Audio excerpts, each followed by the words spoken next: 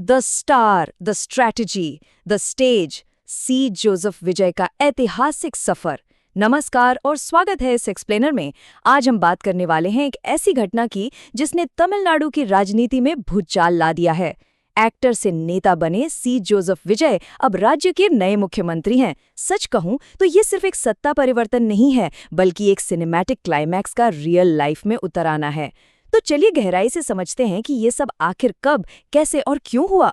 इस एक्सप्लेनर की शुरुआत हम एक ऐसी अजीब और चौंका देने वाली घटना से करेंगे जो इस पूरे पॉलिटिकल इवेंट के स्केल को एकदम सटीक तरीके से दर्शाती है।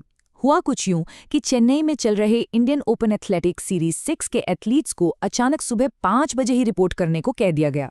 खैर, स्पोर्ट्स इवेंट्स में ऐसी चीजें आमतौर पर नहीं होती हैं, लेकिन आज का दिन बिल्कुल भी आम नहीं है।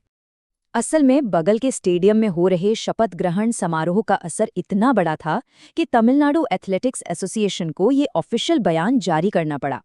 ट्रैफिक और भारी सुरक्षा व्यवस्था के कारण एथलीट्स को सुबह 6:30 बजे से पहले ही अंदर आने का निर्देश दिया गया। देखिए, एक राजनीतिक घटना ने सुबह सुबह होने वाले ट्रैक इवेंट्स को कैसे अस्त-व्यस्त कर दिया। ये दिखाता है कि मुख्यमंत्री के रूप में विजय का शपथ ग्रहण पूरे शहर की रफ्तार को कैसे कंट्रोल कर रहा है। अब चलते हैं उस ऐतिहासिक जगह की तरफ, यानी जवाहरलाल नेहरू स्टेडियम।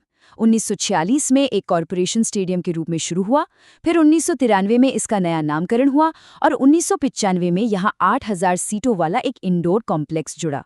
और अब 2026 में क्रिकेट और फुटबॉल से जुड़ी ये जगह एक बहुत बड़े राजनीतिक भूकंप के मुख्य मंच में बदल चुकी है। 40,000 ये सिर्फ एक नंबर नहीं है, ये इस मेन स्टेडियम कॉम्प्लेक्स की टोटल सिटिंग कैपेसिटी है। सोचिए, चेन्नई की हल्की हल्की बारिश हो रही है और उसके बीच इस हिस्टोरिक मोमेंट को देखने के लिए यहाँ खचाखच भीड़ उमड़ पड़ी है। ये आंकड़ा साफ बताता है कि विजय की पॉपुलैरिटी अब सिर्फ बॉक्स ऑफिस और सिनेमा हॉल तक सीमित नहीं है, बल्कि वो राजनीति के मैदान में भी उतनी ही बड़ी भीड़ खींच रहे हैं। अब स्टेडियम की इस हलचल से थोड़ा पीछे हटकर अगर हम बड़ी तस्वीर को देखें तो आते हैं हमारे पहले मुख्य बिंदु पर, 59 साल के वर्चस्व को तोड़ना। ये स्लाइड सच में काफी दिलचस्प है। 1967 के बाद से तमिलनाडु के राजनीति में हमेशा से द्रविड़ पार्टियों यानी डीएमके और एआईएडीएमके का ही दबदबा रहा। सत्ता बस इन्हीं दोनों के बीच घूमती रहती थी। लेकिन अब 2026 में एक 51 साल के टीवी के संस्थापक ने लगभग 6 दशकों के इस मजबूत डोमिनेशन को पूरी तरह से हिलाकर रख दिया है। ये एक बहुत बड़ा बदलाव है। लेकिन सवाल ये है कि आखिर इस ऐतिहासिक जनादेश के पीछे वजह क्या रही। डेटा साफ दिखाता है कि यहाँ एक बहुत बड़ा डेमोग्राफिक डिवाइड काम कर रहा था। जेन जेड बनाम 45+ आयु वर्ग। एक और बड़ी बात ये रही कि जिन वोटर्स को आमतौर पर चुनावों में कोई खास दिलचस्पी नहीं होती, उन्होंने इस बार भारी संख्या में निकलकर इस सिनेमैटिक हीरो का खुलकर समर्थन किया। और हाँ, उनका वो फेमस कैच फ्रेज उंगा विजय नान वरेन, यानी आपका विजय मैं आ रहा हूँ, उसने तो जैसे जनता पर एक जादू सा कर दिया। लेकिन हम सभी जानते हैं कि राजनीति सिर्फ नारों और उत्साह से नहीं चलती। अब बात करते हैं उस जादुई आंकड़े की जिसने असल में उन्हें सत्ता की कुर्सी तक पहुंचाया, द मैजिक नंबर 120। जैसा कि हम इस चार्ट में देख सकते हैं, 107 सीटों के साथ टीवीके को बहुमत के लिए जरूरी 118 के आंकड़े से थोड़ी कमी पड़ रही थी। परंतु विजय रुके नहीं। उन्होंने अगले 5 दिनों तक अलग अलग पार्टियों के साथ लगातार मीटिंग्स की। नतीजा ये निकला कि उन्हें 120 सीटों का एक आरामदायक समर्थन मिल गया। इसमें कांग्रेस से 5, वीसीके से 2, लेफ्ट पार्टियों से 4 और आईयूएमएल से 2 सीटों का अहम साथ मिला। दरअसल छोटे दलों का ऑफिशियल सपोर्ट और कांग्रेस का डीएमके के साथ अपना सालों पुराना गठबंधन तोड़ना, यही वो मास्टर स्ट्रोक था जिसने सरकार बनाने का रास्ता साफ किया। राज्यपाल अर्लेकर को भेजे गए वीसीके के समर्थन पत्र के शब्दों पर जरा गौर कीजिए, जिसमें उन्होंने तमिलनाडु के लोगों के लिए स्थिर और लोकतांत्रिक शासन बनाए रखने की बात कही है। यही वो आखिरी चाबी थी जिसने इस पॉलिटिकल पजल को पूरा कर दिया। गठबंधन के इस ग्रैंड गणित को समझने के बाद चलिए अब सीधे प्रशासन पर आते हैं और देखते हैं पहली कैबिनेट का निर्माण। इस नई कैबिनेट की बनावट को देखें तो लगता है जैसे इसे बेहद सोच समझकर तैयार किया गया है। विजय ने खुद अपने पास लोक प्रशासन, पुलिस और गृह विभाग जैसे कोर सिक्योरिटी वाले मंत्रालय रखे हैं। वहीं उन्होंने अपनी पार्टी के सीनियर नेताओं को भी बहुत अच्छी तरह से बैलेंस किया है।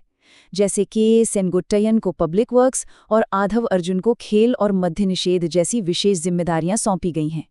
इस पूरे आयोजन में दो अलग-अलग दुनिया एक साथ मिलती हुई नजर आई।